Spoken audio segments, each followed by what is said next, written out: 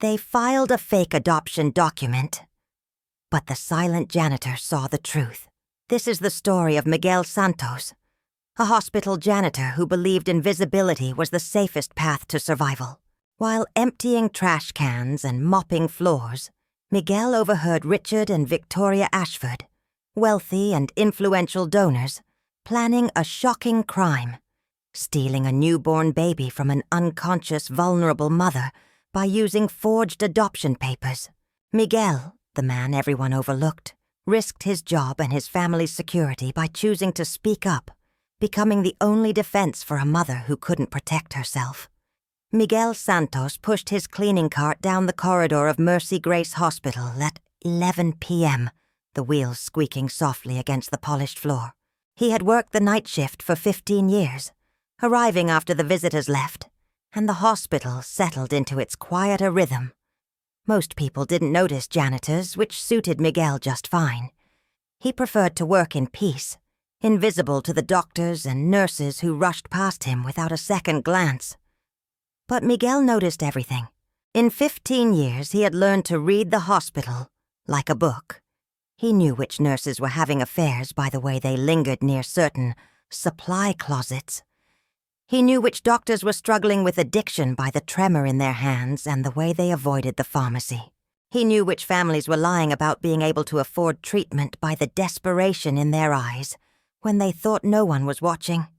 Miguel noticed things because noticing was how invisible people survived. And tonight he was noticing something that made his stomach turn with unease. He was cleaning the maternity ward's administrative office, emptying trash cans and wiping down surfaces, when he heard voices in the records room next door. The door was slightly ajar, and through the crack, Miguel could see two people, Victoria Ashford and her husband Richard, standing near the filing cabinets with papers in their hands. Miguel knew the Ashfords. Everyone in the hospital knew them. They were wealthy, influential, and had been trying to adopt a baby for years. Victoria had been devastated by multiple miscarriages, and the couple had turned to adoption as their last hope for a family. But something about this scene felt wrong. Miguel continued cleaning, moving closer to the door so he could hear better without appearing to eavesdrop. "Are you sure this is going to work?" Victoria was asking, her voice tight with anxiety. "If anyone finds out, no one will find out." Richard interrupted, his tone confident and cold. "The girl is unconscious, heavily medicated after the delivery. She has no family here, no support system. By the time she's coherent enough to understand what happened, we'll already have legal custody." Miguel's hands stilled on the cleaning cloth. He pretended to scrub the same spot on the wall while straining to hear more. "But Dr. Harrison said the baby is healthy and ready for discharge. That's all that matters. The mother is a drug addict, Victoria. She's in no condition to raise a child. We're doing this baby a favor." "But the consent forms..." "I've taken care of the consent forms," Richard said with the casual confidence of someone used to bending rules to suit his purposes. "My lawyer prepared documents that look legitimate. The signature on the adoption consent? Forged, but expertly done. The hospital staff won't question it because we've made generous donations. They'll want to believe we're following proper procedures." Miguel felt ice run down his spine. They were stealing a baby, forging documents, lying to hospital staff, taking advantage of a vulnerable mother who was unconscious and couldn't defend herself. "What if she wakes up and objects?" Victoria asked. "Then we'll already be gone. By the time she realizes what happened, we'll have filed the paperwork with the court. Once a judge signs off on it, which they will given our standing in the community, it becomes very difficult to reverse. The mother would have to prove fraud, hire lawyers she can't afford, fight us in court for years. Most women in her position give up. This feels wrong, Richard. What feels wrong is that we've been denied children, while drug addicts get pregnant without even trying." Richard snapped. "What feels wrong is that the system is so broken that good people like us have to wait years for adoption, while babies are born to women who don't deserve them. We're not stealing, Victoria. We're rescuing." Miguel heard the rustling of papers, then Richard's footsteps moving toward the door. Miguel quickly shifted position, focusing intently on wiping down a water fountain, his back to the records room, as if he hadn't heard a thing. The Ashfords walked past him without acknowledgement. Miguel was invisible to them, just another janitor doing his job. They had no idea he had heard everything. After they left, Miguel stood in the empty hallway, his heart pounding. He knew what he should do. Report what he'd heard to security, to the hospital administration, to someone in authority who could stop this before it was too late. But Miguel also knew what would happen if he did. The Ashfords were wealthy and connected. He was a janitor, an immigrant, someone whose word would be questioned. They would deny everything, and then Miguel would lose his job for making false accusations against major hospital donors. He had a wife, 3 kids, rent to pay, and a life built on staying invisible and keeping his job. Getting involved could destroy everything. But there was a baby about to be stolen, a mother about to wake up and find her child gone. Could Miguel live with himself if he did nothing? He thought about his own children, about his wife Maria, who cleaned houses during the day while he cleaned the hospital at night. What if someone had tried to take their babies? What if Maria had been vulnerable and alone, and no one had stood up for her? Miguel made his decision.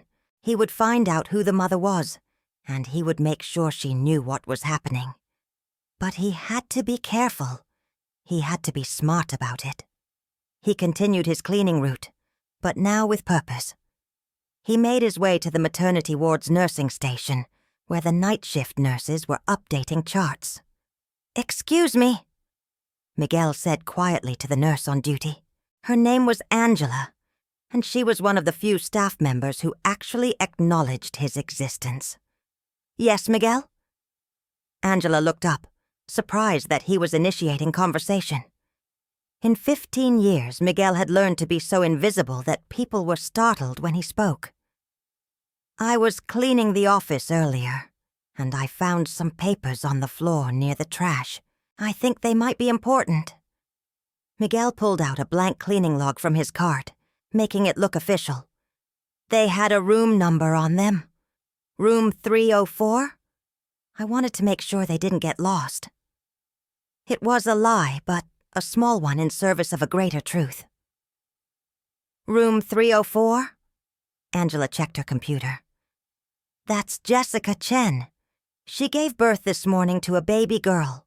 Why would papers about her be in the administrative office?" "I don't know," Miguel said with a shrug. "Maybe nothing. I just wanted to make sure nothing important was missing." "That's very responsible of you, Miguel. Thank you." Angela smiled at him, and Miguel felt guilty for manipulating her kindness. But he needed information. "How is the mother doing?" Miguel asked, trying to sound casual. "The one in 304? "Jessica. She's sedated, had a difficult delivery. She'll be out for several more hours." Angela's expression grew somber. "Poor thing came in alone. No family, no support. The social worker is going to check on her tomorrow to discuss resources." "And the baby?" "Healthy. She's in the nursery now, doing great." Angela paused, then added, "Actually, there was something odd. The Ashfords were here earlier, the couple who've been trying to adopt. They were asking about Jessica's baby specifically. I thought it was strange because we usually don't disclose information about mothers or babies to people who aren't family." "Did they say why they were asking?" "They said they had discussed adoption with Jessica before the birth, that she had agreed to let them adopt the baby. But I don't have any record of that in her file. I should probably follow up with the social worker about it." "Yes," Miguel said, his suspicions confirmed. That sounds like a good idea. He continued his rounds, but his mind was racing. Jessica Chen, room 304, a mother alone and vulnerable, about to have her baby stolen by wealthy people who thought their money gave them the right to take what they wanted. Miguel had to act fast.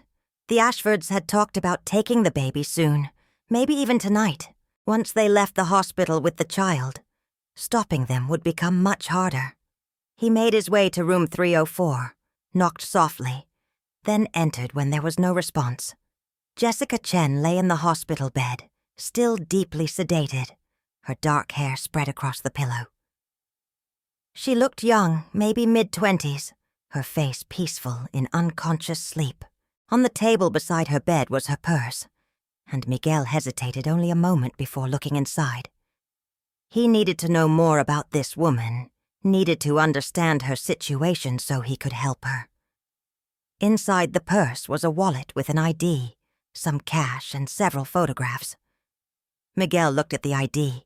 Jessica Chen, age 24, an address in a low-income neighborhood across town. The photographs showed Jessica with what looked like friends, laughing at what might have been a college graduation. She didn't look like the drug addict Richard Ashford had described.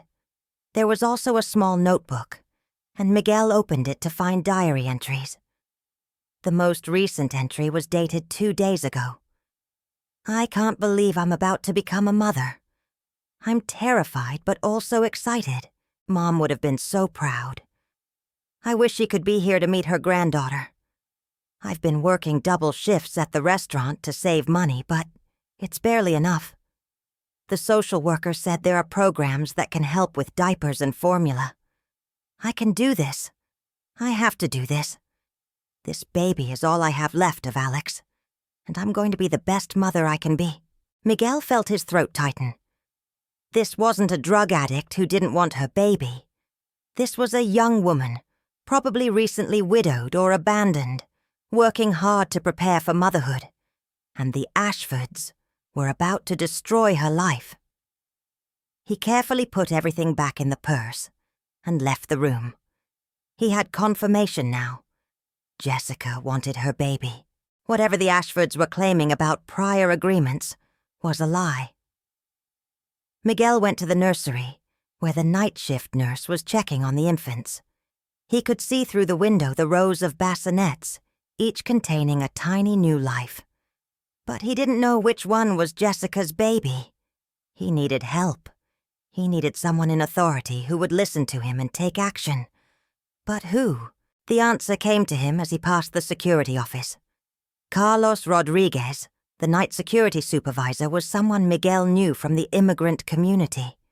They had met at church, and Carlos had always been respectful, had always treated Miguel like a person rather than just a janitor. Miguel knocked on the security office door. Miguel! Carlos looked surprised. Is everything okay? Carlos, I need to tell you something. Something serious. But I need you to promise you'll listen to the whole story before you decide I'm crazy. Okay, Carlos said slowly, gesturing for Miguel to sit down. I'm listening. Miguel told him everything he had overheard, everything he had learned about Jessica Chen, everything he suspected about the Ashfords' plan.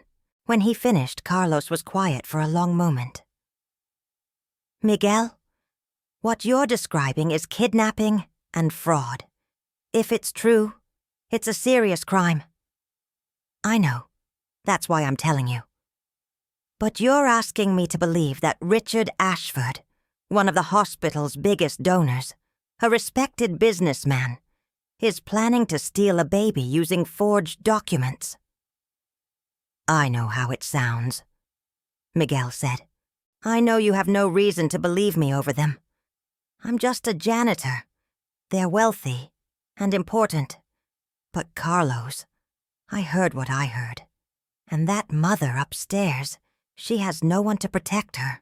No family, no money, no power.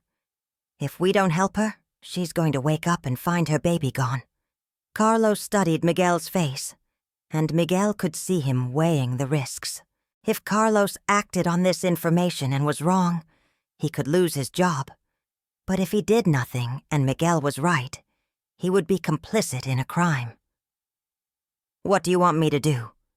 Carlos finally asked. "Don't let anyone take that baby out of the hospital tonight. Not the Ashfords, not anyone. Keep the baby in the nursery until the mother wakes up and we can verify that she actually consented to adoption." "I can do that," Carlos said. "But Miguel, if you're wrong about this, if the Ashfords really do have legitimate adoption papers, then the baby stays with them and I apologize for wasting everyone's time," Miguel interrupted. "But if I'm right, we save a child from being stolen and a mother from a nightmare she doesn't deserve." Carlos nodded slowly. "Okay. I'll alert the nursery staff that no babies are to be released until morning, when the administrative staff can verify all paperwork. I'll say it's a new security protocol." "Thank you," Miguel said, feeling relief wash over him. "But Miguel, if the Ashfords complain, if they go to administration about this, you know they're going to ask who reported concerns about them." "I know," Miguel said. "And I'll tell the truth, that I overheard something concerning and felt it was my duty to report it. You might lose your job." "I might," Miguel agreed. "But I can find another job. That mother can't find another baby." Over the next few hours, Miguel continued his cleaning rounds, but kept close watch on the maternity ward. At 2 a.m., Richard and Victoria Ashford returned, dressed in street clothes and carrying what looked like a car seat and baby supplies. They went directly to the nursery, where Carlos was waiting. "Mr. and Mrs. Ashford." Carlos greeted them professionally. "How can I help you?" "We're here to take our daughter home," Richard said, presenting a folder of documents. "These are the adoption papers, all signed and legal. We'd like to complete the discharge process." "I see," Carlos said, taking the folder but not opening it. "Unfortunately, there's a new protocol. All infant discharges now require verification by the administrative staff during business hours. You'll need to come back in the morning." Richard's expression hardened. "That's absurd. We have all the necessary paperwork right here." "I understand, sir. But the protocol is for security purposes. There have been concerns about infant safety, so we're being extra cautious." "Concerns? What concerns?" Richard's voice rose. "We're not kidnapping the baby. We're adopting her legally." "I'm sure that's true, sir. And in the morning, administration will verify all the paperwork, and you'll be able to take your daughter home. It's just a 6-hour wait." "This is unacceptable," Victoria said, her voice shaking. "Our daughter is in that nursery right now. We've waited years for this. We're not waiting another 6 hours because of some arbitrary protocol." "I'm sorry, ma'am, but I don't make the rules. I just enforce them." "I want to speak to your supervisor," Richard demanded. "I am the night supervisor," Carlos said calmly. "If you'd like to file a complaint, you can speak with hospital administration in the morning when you return for your daughter." Richard looked like he wanted to argue further, but Victoria put a hand on his arm. "Richard, let's just come back in the morning. It's only a few hours. If the paperwork is legitimate, they'll let us take her." "Fine," Richard said through gritted teeth. "But I'm filing a formal complaint about this treatment. We're major donors to this hospital. This is how we're treated?" "Your complaint will be taken seriously, I'm sure," Carlos said. "We'll see you in the morning." After the Ashfords left, Carlos found Miguel emptying trash cans near the nurses' station. "They tried to take the baby," Carlos said quietly. "They had papers, looked official. But something felt off about the whole situation. You might be right about this. What happens now? Now we wait for morning. We wait for Jessica Chen to wake up, and we let her tell us what she wants. Miguel continued working, but his stomach was in knots. He had stopped the immediate threat, but what would happen when morning came? Would Jessica confirm that she wanted her baby? Would the Ashfords' papers be exposed as fraudulent? Or would Miguel's intervention turn out to be a mistake that cost him everything? At 6 a.m., Miguel's shift was ending, but he couldn't leave. He went to room 304 and knocked softly. This time, there was a response. "Come in." Jessica Chen was awake, sitting up in bed and looking confused and worried. "Where's my baby?" she asked immediately. "I woke up and no one's brought her to me. Is she okay?" "Your baby is fine," Miguel said gently. "She's in the nursery. I'm Miguel. I work here as a janitor." "Then why isn't she here? Why hasn't anyone brought her to me?" Miguel took a deep breath. "Because I stopped someone from taking her last night. And I need to ask you a question. Did you agree to give your baby up for adoption to a couple named Richard and Victoria Ashford?" Jessica's face went pale. "What? No. I've never even heard those names. Why would someone?" She tried to get out of bed, her hands shaking. "Where's my baby? I want my baby right now." "She's safe," Miguel assured her. "But you need to know what almost happened." He told her everything, about overhearing the Ashfords' conversation, about the forged documents, about their plan to take her baby while she was unconscious. With each word, Jessica's expression shifted from confusion to horror to burning anger. "They were going to steal my daughter," she whispered. "While I was sedated, they were going to just take her." "Yes, but they didn't, because we stopped them.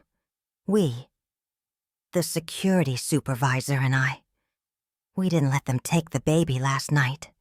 They're supposed to come back this morning with their paperwork. But now that you're awake and can confirm you never agreed to adoption, I want to press charges," Jessica said immediately. "They tried to steal my baby. That's kidnapping. That's—" Her voice broke. "They tried to steal my baby." Miguel nodded. "I'll get the nurse, and security, and anyone else you need. But Jessica, I need you to know something. The Ashfords are wealthy and connected. They have lawyers and influence. This is going to be a fight." "I don't care," Jessica said fiercely. "That's my daughter. My daughter. Her name is Emma, after my mother who died last year. She's all I have left of my family, and nobody is taking her from me. Nobody." Over the next hour, room 304 filled with people, nurses, security staff, hospital administrators, and eventually, the police. Jessica gave her statement clearly and emotionally, explaining that she had never agreed to adoption, had never even met the Ashfords, and definitely had never signed any papers giving up her rights to Emma. When the forged adoption documents were examined, the fraud became obvious. The signature on the consent forms didn't match Jessica's real signature from her admission paperwork. The dates were wrong. The notary seal was fake. The entire thing was a sloppy forgery that had relied on hospital staff not looking too closely at paperwork from major donors. Detective Sarah Martinez took notes and looked at Miguel with respect. "Mr. Santos, if you hadn't overheard that conversation and reported it, this baby would be gone. The Ashfords would have left the country by now. We found plane tickets to Europe in their car. By the time anyone realized something was wrong, it would have been too late." "I just did what was right," Miguel said quietly. "You did more than that," Jessica said, holding Emma for the first time since waking up. "You saved my daughter. How can I ever thank you?" "No thanks needed," Miguel said. "I have children too. I know what I would want someone to do if my family was in danger." When Richard and Victoria Ashford returned that morning with their lawyer, they were arrested on the spot. The charges were numerous: conspiracy to kidnap, forgery, fraud, and attempted trafficking of a minor. Their lawyer protested, argued that it was all a misunderstanding, but the evidence was overwhelming. Richard's last words as he was led away in handcuffs were directed at Miguel. "You're just a janitor. You've destroyed our lives. We were going to give that baby everything." "Except the truth," Miguel replied quietly. "And her real mother." The story made national news. "Hospital janitor stops baby theft," ran the headlines. Miguel became briefly famous, though he hated the attention. News crews wanted interviews. Talk shows called. Someone even started a GoFundMe to help Miguel's family. But Miguel just wanted to go back to work, to return to being invisible, to resume his quiet life of noticing things without being noticed. Jessica Chen, however, wouldn't let him disappear. A week after Emma was born, she appeared at the hospital with the baby and a check. "Miguel, I can't let you go back to just being invisible," she said. "You saved my daughter. That deserves more than just going back to mopping floors." "I like mopping floors," Miguel protested. "It's honest work." "It is," Jessica agreed. "But you're capable of so much more. I did some research. You're from Guatemala, came here 20 years ago. You have 3 kids, all honor students. Your wife works 2 jobs, and you've been working at this hospital for 15 years, always reliable, never causing problems, just doing your job perfectly. What's your point?" "My point is that you noticed what doctors didn't notice, what nurses didn't notice, what administrators didn't notice. You paid attention when everyone else was too busy or too important. That's not just a janitor's skill, Miguel. That's intelligence. That's wisdom."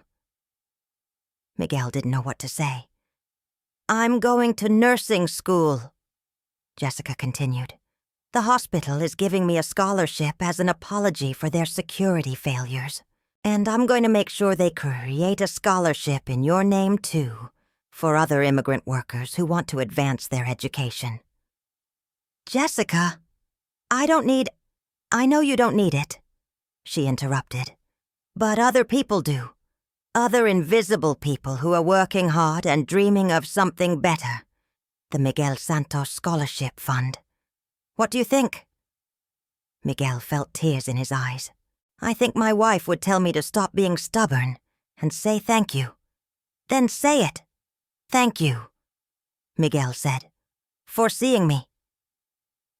5 years later, the Miguel Santos Scholarship Fund had helped 23 immigrant hospital workers pursue education and career advancement. Miguel himself had completed courses in hospital administration and now worked as a supervisor in facilities management, though he still sometimes took night shifts because he missed the quiet peace of cleaning when no one else was around. Jessica Chen had become a nurse and worked in the same maternity ward where Emma had been born. Emma was now 5 years old, bright and curious, and Jessica often brought her to the hospital to visit Uncle Miguel, the man who had saved her life before she was even a day old. The Ashfords had been convicted and served 3 years in prison. Their reputation was destroyed, their wealth depleted by legal fees, their marriage dissolved under the weight of their crime. Richard had tried to maintain that they had been doing a good deed, rescuing a baby from an unfit mother, but no one believed him anymore, because the truth had come out. And the truth was that Jessica Chen was a good mother, Emma was thriving, and Miguel Santos had proven that the most powerful people in any building are sometimes the ones everyone overlooks. Miguel still noticed things, still paid attention when others didn't, still believed that invisible didn't mean unimportant. And every time he passed room 304, where Jessica had slept unaware while people plotted to steal her child, he remembered why his job mattered, Why paying attention mattered. Why speaking up mattered, even when it was risky, even when it was scary, even when he was just a janitor and no one expected him to have a voice. Because every person has a voice, every person has worth, and sometimes the quietest voices are the ones that need to be heard the most. The end.